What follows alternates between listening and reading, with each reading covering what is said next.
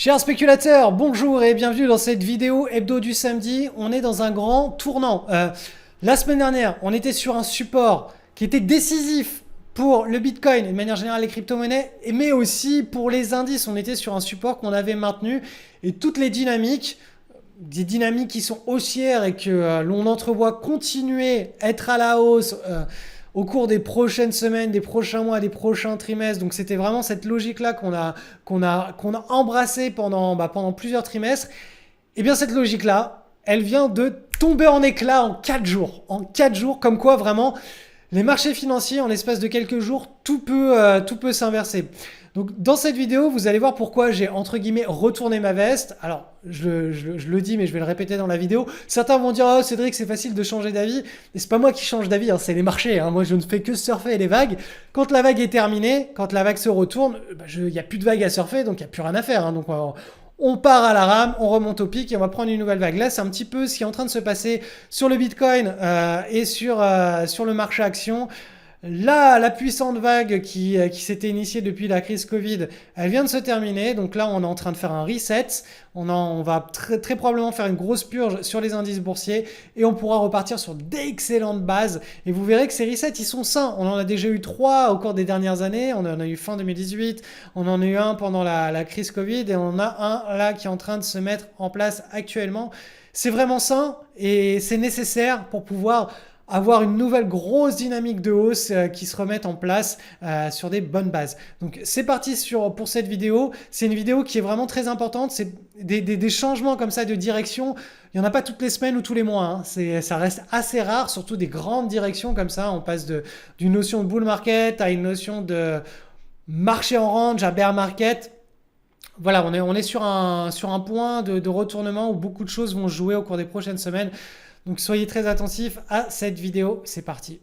Allez, on attaque avec le SP500. Donc le SP500, je vous le rappelle, depuis la crise des subprimes, hein, ça fait 12 ans qu'on est dans un beau canal haussier. On s'apprêtait à le casser par le haut.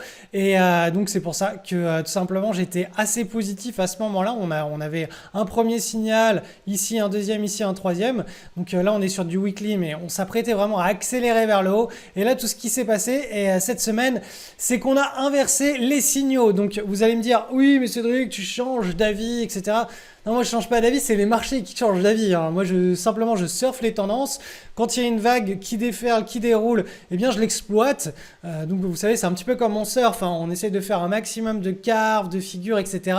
Mais une fois que la vague est terminée, on se retrouve où? On se retrouve sur la plage et puis il faut tout remonter à la rame. Là c'est un petit peu pareil. Donc là toute cette vague on l'exploite, on l'exploite, on l'exploite. On espère toujours qu'elle va durer indéfiniment, que c'est la vague de notre vie.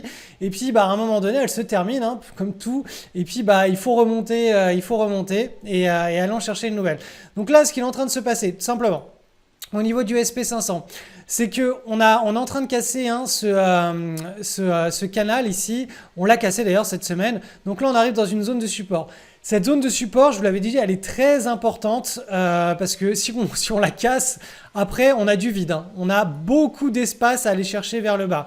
Donc là, sur le SP500, vous voyez que cette zone de support, elle coïncide aussi avec la bande de Bollinger inférieure en weekly. Donc tant que cette bande de Bollinger inférieure, elle sert de support en weekly, ça reste ok. J'ai quand même des forts doutes, et ça vous allez le comprendre pourquoi avec le Nasdaq. J'ai des forts doutes qu'on arrive à tenir ce support, mais bon, on verra. Donc si je passe maintenant en mensuel, donc le mensuel, ça va vraiment être l'unité de temps qui va nous permettre de voir grosso modo si ça y est, on est en bear market ou si simplement on est dans une correction de marché. Donc pour la faire simple, tant que la bande de Bollinger inférieure en mensuel n'est pas cassée, on part du principe, donc comme c'était le cas ici, on part du principe qu'on est dans une stabilisation et qu'on va rebondir. Exactement la même chose ici. Donc vous voyez, ça c'était juste avant le gros crack, le gros marché baissier de 2000-2002. Et là, on était juste avant la crise des subprimes. Donc ici, on était en mars 2008. On est allé chercher le bas de la bande de Bollinger en mensuel, donc qui servait de support et qui servait de délimitation entre bull market, bear market. Tant qu'on reste au-dessus, qu'on clôture par en dessous, on reste toujours dans un bull market. On a simplement une consolidation avec de la volatilité. Dès qu'on commence à casser par le dessous et à accélérer, là, ça y est, c'est fini. Donc là, vous voyez que on a eu ici un test. C'était en février 2016. On a eu un test de la bande de Bollinger inférieure. On ne l'a pas cassé. On a simplement eu des mèches là, mais à aucun moment on a une clôture et le mois d'après, une accélération. Donc ça voulait dire simplement qu'on avait une consolidation. Idem pour pendant la crise Covid. Ici, là, on est allé chercher la bande de Bollinger inférieure mensuelle. On a fait une grande mèche pendant le mois, donc un gros boost de volatilité. Mais après, voilà, on a sauvé les meubles, on est reparti dans un nouveau bull market. Donc là, vous voyez que là, cette bande de Bollinger inférieure, elle va se mettre à monter pleine vitesse. Et à un moment donné, la bande de Bollinger supérieure va faire ça.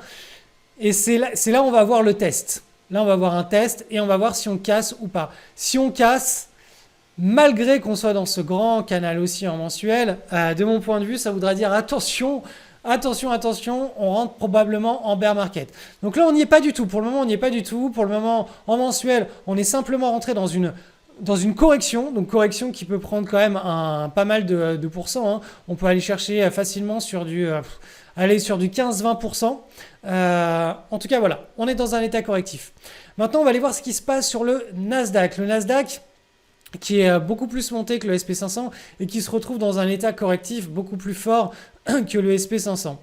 Donc, hop, auto, c'est bon. Donc, vous voyez, on avait cette trendline qui servait bien de support. La semaine dernière, on était pile poil sur la trendline.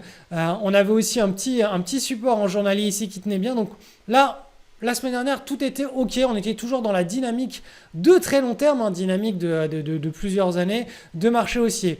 Là, boum, cette semaine, on a cassé très fortement. Donc, on a la trendline à très long terme qui est cassée, la trendline à moyen terme qui est cassée, on a un support qui est cassé. Donc là, on a quand même une convergence de signaux. On a 3 signaux techniques baissiers. Donc là, pareil, hein, on se retrouve sur un support. Si ce support tient, c'est cool. Si ce support commence à casser, là, on va rentrer dans une correction de l'ordre de moins 15, moins 20%. Donc tout simplement, là, on est en daily. Donc je vais vous passer ça en weekly. Donc vous voyez, en weekly, on est déjà en train de casser la bande de Bollinger inférieure.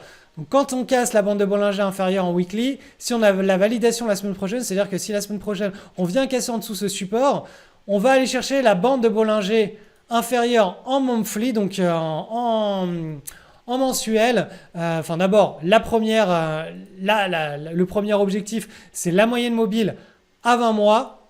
Et ensuite, c'est la bande de Bollinger inférieure à 20 mois. Donc vous voyez, c'est des supports qui sont dynamiques, qui évoluent en fonction de la volatilité et en fonction de l'évolution du marché.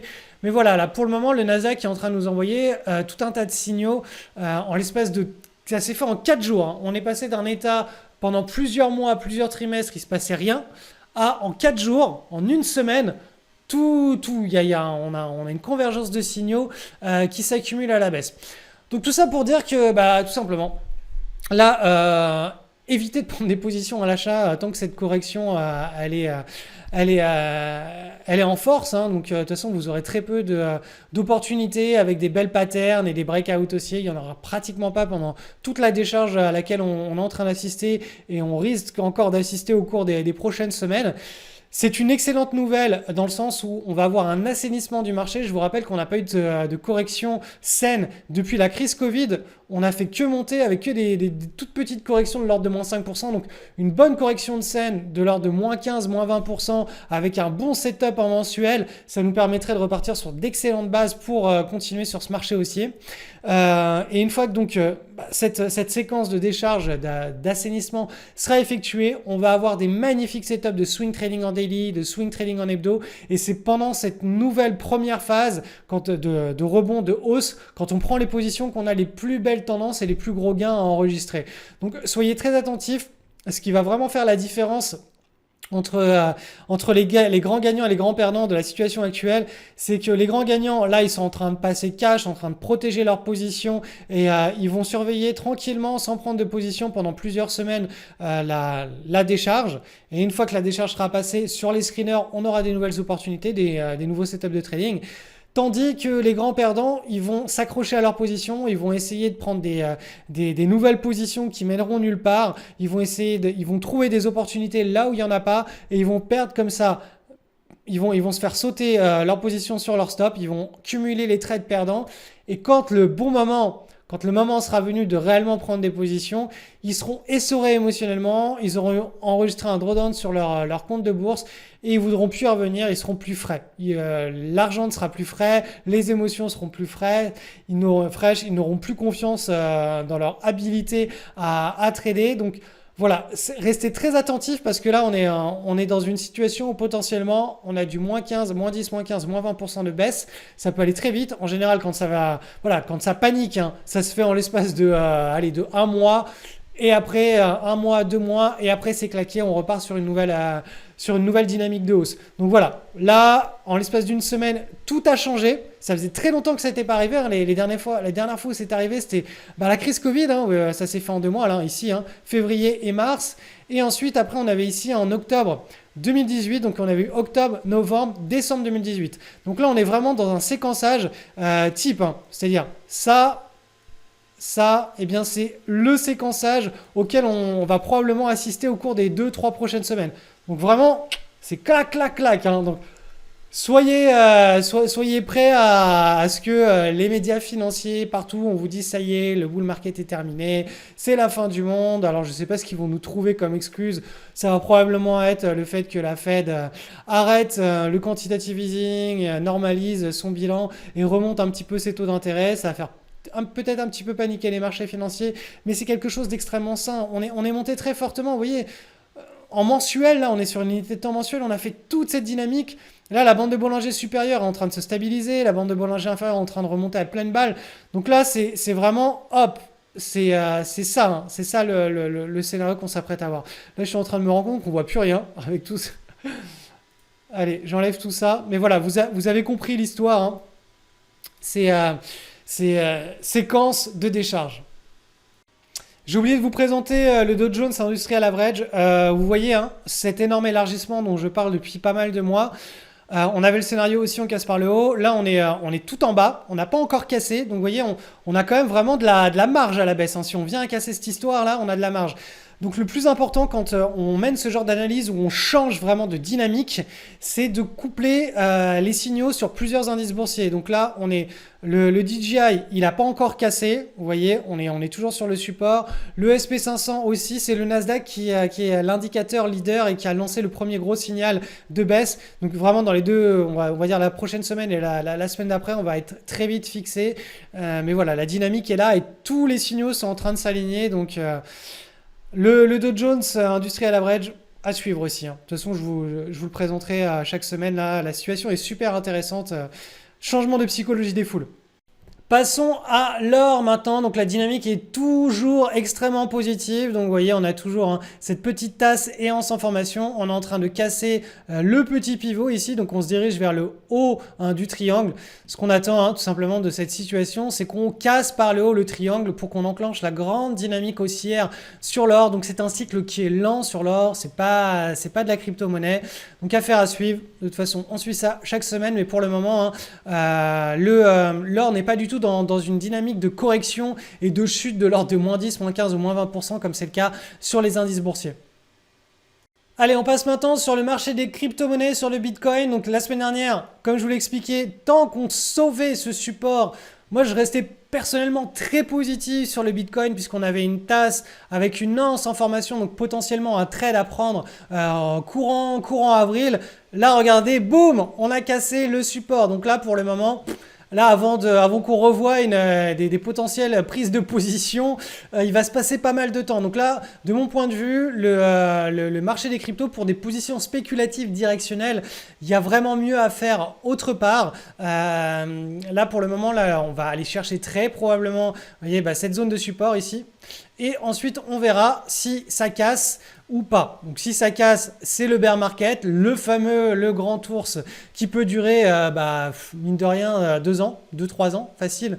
Et si on sauve le support, on aura potentiellement une autre figure un petit peu plus loin qu'on attendra dans le temps, mais c'est clairement pas des prises de position, là, si on commence à aller tutoyer ce support-là, qui vont se faire dans la première partie de l'année 2022, mais peut-être dans la deuxième partie de l'année 2022. En tout cas, voilà, j'étais extrêmement positif la semaine dernière, enfin, je restais positif, puisque la figure que je trade systématiquement sur les marchés n'était pas invalidée, on était toujours dans la construction de cette figure.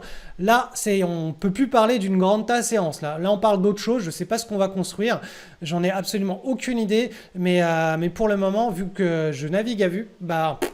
Il n'y a même pas d'anticipation possible sur qu'est-ce qui va se passer sur le Bitcoin d'ici la fin de l'année 2022. Là, juste à court terme, on peut très bien aller chercher cette zone de support.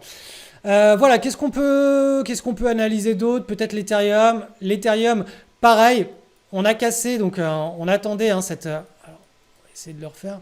On avait une grande tasse et potentiellement, la semaine dernière, je vous parlais de cette anse qui pouvait se former. On était sur le bas de la bande de Bollinger en weekly, en hebdomadaire. Si on servait de la bande de Bollinger basse pour rebondir et pour stabiliser et former ce scénario que je vous avais dessiné, on avait quelque chose de vraiment très sympathique. Là, pour le moment, tout ça, ça saute. C'est fini. Donc là, on est davantage en train d'aller chercher cette zone de support, puis l'autre.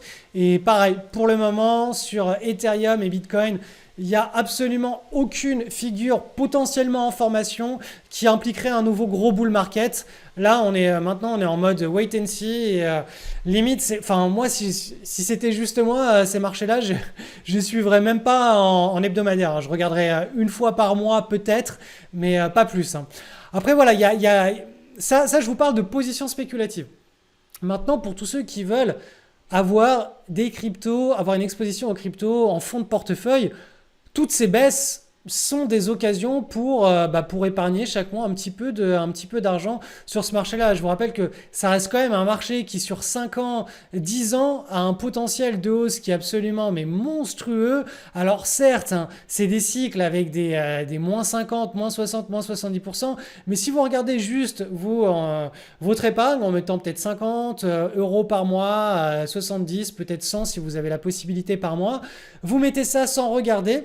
Et vous regardez peut-être dans 10 ans ou 15 ans, vous verrez, potentiellement, vous aurez fait beaucoup plus de gains que de pertes. Alors cette semaine, dans les emails privés, je vais analyser notamment les trades de 2 élèves. Donc vous verrez la différence entre une approche qui est, on va dire, un petit peu sauvage. On fait des gros décalages à la moyenne dans un sens comme dans un autre et comment est-ce qu'on peut s'inspirer de l'expérience de cet élève pour, on va dire, normaliser la volatilité de son portefeuille et de ses performances pour garder quelque chose de bien régulier. Et on verra les performances d'un autre élève. Donc tout ça, ce sera distribué cette semaine. Il y aura d'autres emails. Si vous voulez comprendre un petit peu comment marche mon approche, tout simplement l'approche du swing trading en hebdomadaire, il y a un lien en bas de cette page et vous allez pouvoir accéder notamment à des bilans de performance de pas mal d'élèves qui ont suivi l'école. Et surtout, si ça vous intéresse, vous allez pouvoir constater quel genre de trade on s'affaire à prendre. Donc ça fait plus de 15 ans que je spécule de cette manière-là. Là, il y a énormément d'élèves qui, du coup, spéculent de la même manière. Alors, c'est pas une méthode miracle, ça marche pas tout le temps. Là, actuellement, on est en correction de marché. Donc là, clairement, toutes ces opérations que les élèves ont réalisées, ça se fait en phase ascendante de marché haussier. Quand on a des corrections, il n'y a rien à faire, on est cash, on se fait sauter nos stops, on a un money management, donc les pertes sont maîtrisées, sont connues à l'avance, exactement pendant la même chose que pendant la période Covid ou pendant la fin d'année 2018, ce que je vous ai montré sur les graphes, sur le SP500, c'est pendant ces périodes où nos positions, on arrive en bout de tendance, donc on se fait sortir de nos positions avec des gros gains, si on a bien surfé la tendance haussière, si on a pris des positions récemment, on se fait sortir soit neutre, sans perte ni gain, soit avec une perte qu'on a déjà définie à l'avance et tout ça bien entendu avec un money management où on sait à l'avance combien est-ce qu'on peut perdre si à un moment T tout part vers le sud en mode vraiment crise Covid XXL, combien est-ce qu'on perd et il faut que ce montant il soit déjà défini à l'avance. Donc vous voyez, tout ça c'est un écosystème. Savoir trouver les opportunités avec des screeners, un écosystème, savoir où entrer, où sortir, combien mettre, quand est-ce qu'on doit intervenir sur les marchés ou pas, si on est haut ou bas dans le cycle, si on est en correction de marché ou pas. Tout ça, c'est pas quelque chose qui s'improvise, c'est un écosystème que l'on doit embrasser, que l'on doit intégrer dans son quotidien. Ça dure pas très longtemps, hein, ça dure 15, 20, peut-être 30 minutes certains soirs. Mais voilà, c'est du lundi au vendredi, on fait ça. Et puis après, bah, sur le long terme, tout roule. Alors il y aura des cycles qui seront beaucoup plus prolifiques que d'autres. Mais voilà, l'idée c'est de rester dans le jeu sur le long terme pour pouvoir profiter de tous les bons cycles de marché. Et pendant les mauvais cycles des marchés, on reste cash. Sachez aussi que tout ça appartient au programme de l'école, mon école LSL qui n'ouvre qu'une fois par an au mois de septembre. Là actuellement, j'ai rouvert la version Fast Track de mon école. Donc c'est le même programme mais en version accélérée sur 4 à 5 mois. Donc on va suivre les opérations ensemble. Donc dès que le marché aura bien corrigé et qu'on va avoir tous les nouveaux setups, c'est là où on va vraiment avoir des super belles opportunités. Eh bien, on les trouvera ensemble, on les suivra jour après jour. D'ici là, d'ici ces 3-4 prochaines semaines, le temps que la correction se fasse, vous aurez justement la possibilité de suivre l'enseignement Fast Track, donc de mon école LSL dans sa version accélérée, de manière à être totalement 100% opérationnel avec les bons outils pour la prochaine vague de bull market qu'on aura probablement en 2022, deuxième partie 2022. Faut savoir aussi que dans le programme Fast Track, il y a un pilier long terme, donc c'est pour mettre en place tout simplement des approches qui sont passives ou semi-passives, qui permettent de, sans vouloir spéculer, sans apprendre à spéculer, sans savoir ce que va faire l'économie, sans anticiper quoi que ce soit, créer des portefeuilles qui, net d'inflation, ont des rentabilités qui sont hors du commun par rapport à leur profil de risque. Donc tout ça, je vous l'apprends de toute façon dans mon programme le Fast Track. Donc c'est le programme LSL. Vous avez accès aussi à tous les livres d'or des 5 dernières promotions LSL qui ont suivi ce programme. Et si vous voulez vous inscrire ou en savoir plus, le lien est en description. Je vous rappelle que sur ce lien, vous avez à la fois les track records, les trades des élèves, ce qu'il y a dans le programme, notre approche, la philosophie. Donc même si vous ne vous inscrivez pas au programme Fast Track, au moins allez lire ce qui se passe sur cette page parce qu'il y a beaucoup de contenu qui peut vous apprendre des choses et vous permettre d'évoluer. Donc l'open de Fast Track, c'est en ce moment, ça va se faire encore je pense sur quelques jours. Je sais pas quand est-ce que je vais clôturer ça, mais voilà, c'est en ce moment et après ce sera terminé pour le restant de l'année 2022.